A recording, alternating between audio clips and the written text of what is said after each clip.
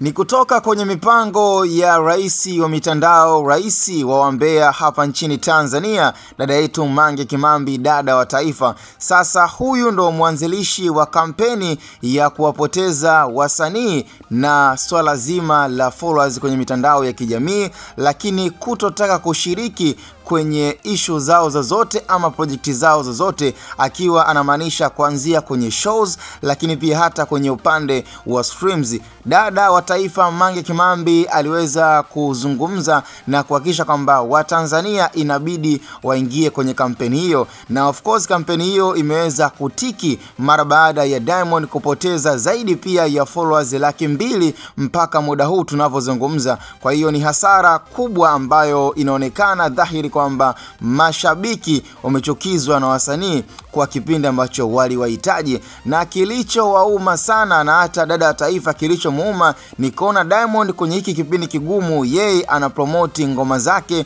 kwa kuposti challenge, ukiachana kwamba ilibidi ndo iwe nafasi na fursa ya kuwafanya Watanzania waweze kujivunia kuwa na msanii kioo ambaye ni yeye mwenye ushawishi mkubwa hapa nchini Tanzania. Cha ajabu, Diamond amekuwa na ameendelea kuposti challenge zake za nyimbo yake mpya ya Sasampa. Sasa ni jukumu ambalo dada wa taifa amelibeba na kuwaomba mashabiki wote wa wasanii kuhakikisha kwamba kwanza kwenye mitandao ya kijamii wana-unfollow, lakini pia jambo lingine ni kuhakikisha kwamba hakuna mwananchi atakayeweza kuthubutu kununua tiketi ya kwenda kwa msanii kuangalia show yake ama pia kuweza kusapotiana naye kwenye project ya aina yoyote. Hii ni kampeni ambayo iko dhahiri na iko serious kiasi kwamba tunaona matokeo yake. Diamond, Harmonize na Alikiba wote kwa hivi sasa wamekuwa wakipoteza mashabiki wengi sana mtandaoni, na hii ni jambo ambalo limeweza kutengenezwa